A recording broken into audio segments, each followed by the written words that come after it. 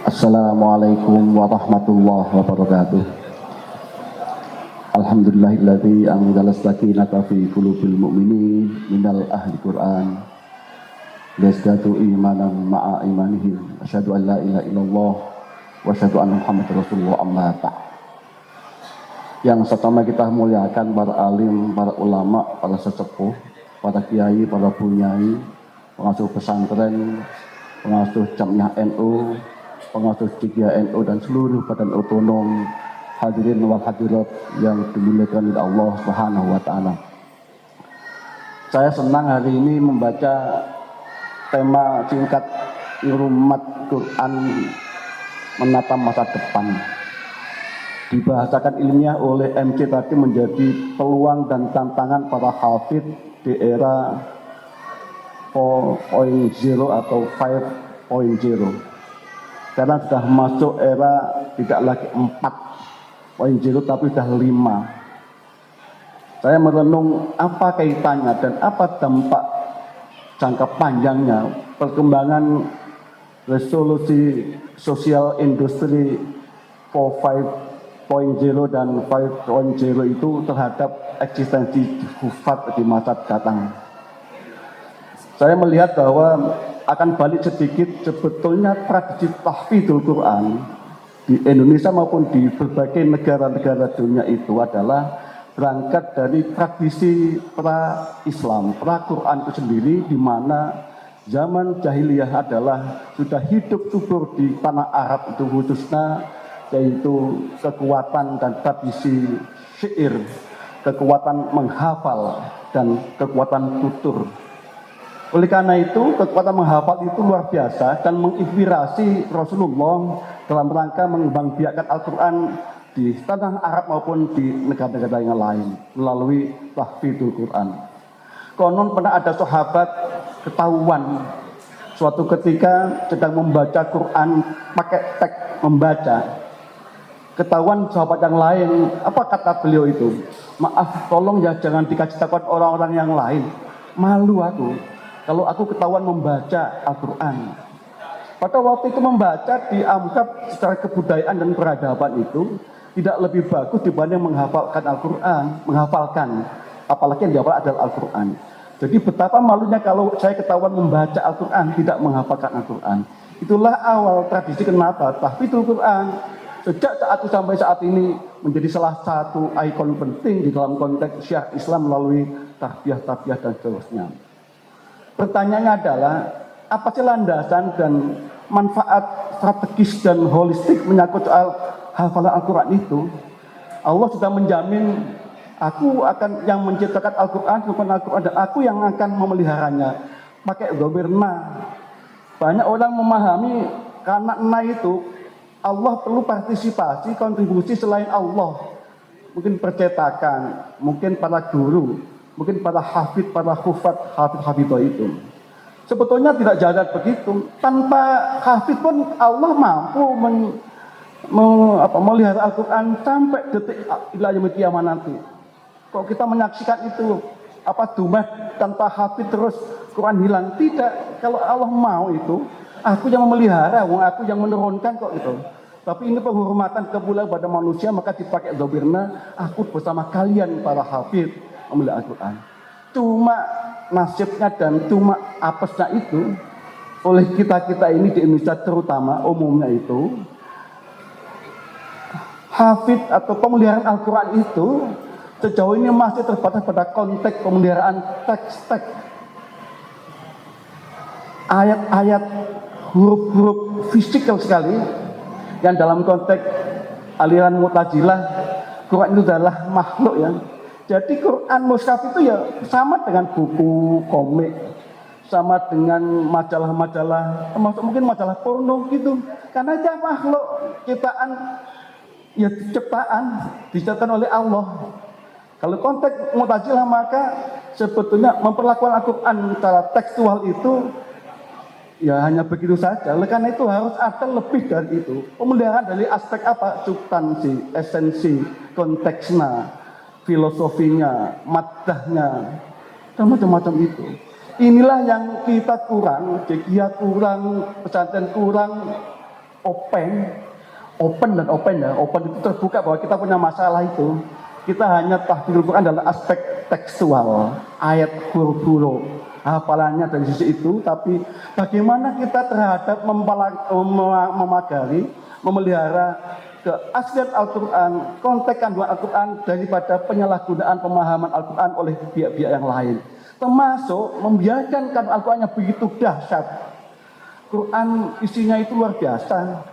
Turun dari Allah Maha Suci kepada manusia yang sangat suci Muhammad. Milih hari yang suci juga. Pakai tempat yang suci dua kilo. Pelantara malaikat yang suci. Dan luar biasa itu. Termasuk sering saya sampaikan bahwa sebetulnya Muhammad itu tidak punya hak prerogatif memberikan syafaat pada umatnya. Sebetulnya nggak ada itu kemampuan Muhammad itu. Tapi gara-gara dalam diri Muhammad nempel Al-Quran, maka kekuatan Muhammad menjadi punya hak prerogatif untuk memberi syafaat pada umatnya. Betapa dahsyat Al-Quran itu. Tapi masalahnya adalah kita pikirkan sekarang ini di era 4.0 atau 5.0 itu. Gimana kita memahami, di mana sih gejolak teknologi, sosial, revolusi industri, sosial, politik, ekonomi itu punya inspirasi dari Al-Quran enggak gitu? Ini problem kita. Sebutnya gini Bapak Ibu yang kami hormati, terutama teman-teman JGA Depok. Saya melihat bahwa kita harus mulai menikmati kecanggihan teknologi karena revolusi industri 4.0 itu adalah pertama adanya kekuatan, kemampuan artificial intelligence AI, yaitu menyangkut soal kecerdasan buatan. Kecerdasan buatan ini luar biasa. Saya pernah mencoba kemarin itu sama teman-teman di kantor. Ayo kita tanya kepada AI itu. Saya tanya begini, apakah benar Neil Armstrong pada bulan Juli tahun 69 itu dengan selamat mendarat di bulan? Lah, kecerdasan buatan sudah bisa menjawab betul. Karena ini sangat logis dan rasional dan betul itu faktanya itu. Lah, pada proses resolusi yang masih 4.0 itu, kalau kita tanya selanjutnya, apa benar ya? Gitu. Neil Armstrong ke bulan berdua, langsung apa jawabannya? Enggak jawab karena masih bodoh. Secara buasan itu tidak mampu menjawab semacam itu. Tapi sekarang sudah bisa mampu sekarang, sudah punya jawaban lain. Saya tanya, apakah betul Neil Armstrong mendarat berdua dengan selamat? Mendarat dengan selamat kan di bulan itu. Ternyata menjawab sekarang itu, coba dan saya coba itu.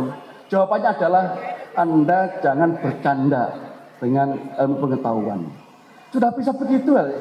Kalau dulu kita tanya sesuatu yang logis, jawab begitu, aneh itu diam itu. Termasuk di Google Map sekarang. Di Google Map terus jenengan coba ikuti aja. Terus suatu ketika jangan diikuti berkali-kali. Itu akan marah itu. Jenengan menyepelekan itu berkali-kali itu. Awalnya teman-teman merasa kok ini setan apa ya ngomong. Ternyata itu memang mesin artificial intelligence bisa semacam itu oleh manusia diciptakan supaya teknologi. Nah, yang kedua adalah adanya big data, data yang sangat besar. Nah, ini perbedaannya adalah apa sih bedanya antara 4 dan 5.0 itu? Kalau yang dulu itu big data adalah didedikasikan, diabdikan untuk analisis pasar, kepentingan untuk berdagang, berapa jumlah konsumen dan seterusnya itu, menganalisis kekuatan sini, senangnya apa, perlu apa itu big data. Tapi di 5.0 itu big data digunakan untuk menganalisis dan mengkoneksi antara siapa yang membutuhkan itu, antara konsumen, produsen, dan mitra-mitra. Jadi lebih manusiawi. Kalau 4.0 itu di Jerman adalah hanya khusus untuk teknologi dan kemajuan teknologi, tapi yang belakangan, yang 5.0 itu di Jepang didedikasikan untuk kemajuan dan kecerdasan manusia dan lebih inklusif. Oleh karena itu, big data dan konektivitas dalam konteks revolusi industri itu diabdikan untuk mendata kekuatan orang, termasuk mitra-mitra dan seterusnya itu. Di mana posisi JKHNO dan Nahdlatul Ulama dalam pesantren itu? Itulah tantangan kita. Menurut saya, kalau proses-proses dan tradisi tahfidz itu hampir agak susah diwakili atau disupport secara lebih signifikan oleh teknologi. Paling-paling yang ada adalah sekedar metode-metode menghafal. Karena memori kita di otak menghafal itu tidak bisa dibantu oleh lain kecuali medianya. Saya kemarin ke Gramedia, luar biasa senangnya itu. Jadi rak-rak buku keagamaan yang mewakili agama non-Islam itu sekarang hampir tutup, nggak ada itu isinya. Yang Nasrani itu cuma satu rak habis, isinya juga kitab-kitab itu dan begitu masuk rak-rak yang kategori Islam luar biasa. Al-Quran aja melahirkan banyak sekali tulisan, banyak rezekinya itu, banyak penulis tentang Al-Quran. Belum sahabat, belum nabi, belum macam-macam itu. Inilah keunikan Al-Quran, melahirkan banyak sekali instrumen-instrumen strategis untuk dikembangkan oleh umat manusia. Cuma masalahnya adalah bagaimana kita menyiasati berkembangnya resolusi industri yang begitu dahsyat itu untuk kenyamanan dan kesejahteraan muslim, terutama warga JGNU. Nah menurut saya, Bapak Ibu sekalian, terutama warga JGNU, ayo kita mulai melek huruf, melek teknologi untuk kepentingan dimudahkannya kita menghafal Quran. Termasuk dimudahkannya kita memelihara tidak hanya hafalan teks-teks huruf Al-Quran, tetapi memelihara tentang kandungan Al-Quran supaya dipakai oleh manusia Indonesia terutama dan bangsa umat manusia pada umumnya. Saya ikut madhab Menteri Agama Pak Profesor Nazaruddin Umar. Kalau ada jalan silahkan tetap bisa kita berbicara sambil silakan Bapak Ibu sekalian menjawab ketika ada selesai. Kami juga menjawab secara hati. Karena waktu ya. Jadi tantangan kita Pak Nafik dan penerusnya nanti siapapun yang terpilih secara aklamasi mudah-mudahan. Dan mudah-mudahan majelis ilmiah ini punya pasukan yang luar biasa, ibu-ibu JGH perempuan ini baru sekali satu-satunya di Indonesia, JGH perempuan di Depok. Saya kira ini harus diinspirasi menjadi di mana-mana itu supaya tidak muncul aspirasi yang liar. Karena ada gejala kecenderungan di lingkungan Badan Ulama NU membuat para hafid dengan kategori macam-macam. Muslimat, hafid muslimat, hafid fatayat. Lama-lama nanti ada Ansor hafid, Ibnu hafid. JGH-nya ketemu apa nanti itu? Yang ada di Jawa Barat misalnya JMKH ya di Jawa Tengah di Pati itu loh. Kami sudah kompromi, oke tetap eksistensi kita hargai, tapi ayo berkolaborasi. Tapi kalau perempuan, bukan salah perempuan berinisiatif punya keinginan bikin JGH perempuan sendiri. Karena apa? Kita yang salah kaum bapak ini meninggalkan mereka nggak diajak. Kepengurusannya sangat dominan kaum laki-laki. Kami di pusat pada waktu itu sudah kita mulai ada perempuan yang dipengurus harian. Program perempuan harus ada. Jangan kita egoisme sektoral laki-lakian sehingga kaum ibu muslimat punya aspirasi untuk berhimpun, terutama para ahli-ahli Quran itu. Inilah aspirasi yang harus kita dengarkan. Bapak Ibu yang kami hormati, kembali kepada pemeliharaan. Kalau dari aspek teks, saya kira luar biasa, kita nggak ada masalah. Ayo kita adakan MHQ ya, nasional maupun internasional. Indonesia hampir pasti menang. Tapi tidak hanya itu tuntunan dan tantangan kita. Saya sering dimintai atau dikritik keras oleh para ahli, para ulama. JGH jangan hanya ngurusi hafalannya tokan. Tolong substansi isinya Al-Quran begitu rupa dahsyatnya itu juga menjadi pemikiran JGH itu untuk dikembangkan. Terutama SDM JGH harus mampu juga memelihara teks-teks, konteks dan substansi Al-Quran yang dihafalkan itu sehingga inspirasi ini menjadi salah satu basis pemikiran gerakan-gerakan sosial yang ada di sekeliling kita. Saya kira Indonesia perlu itu. Kalau enggak sekarang coba bayangkan kita buka TikTok isinya itu orang berdakwah dengan mengembangkan bukan aura tapi aurat. Makin auratnya makin menonjol itu makin banyak followernya dan itu makin berduit gitu loh. Nah ini tantangan kita, ayo kita memperbanyak konten-konten dengan platform-platform entah TikTok, Instagram, luar biasa dengan konten dan substansi tentang dakwah Al-Quran yang menarik.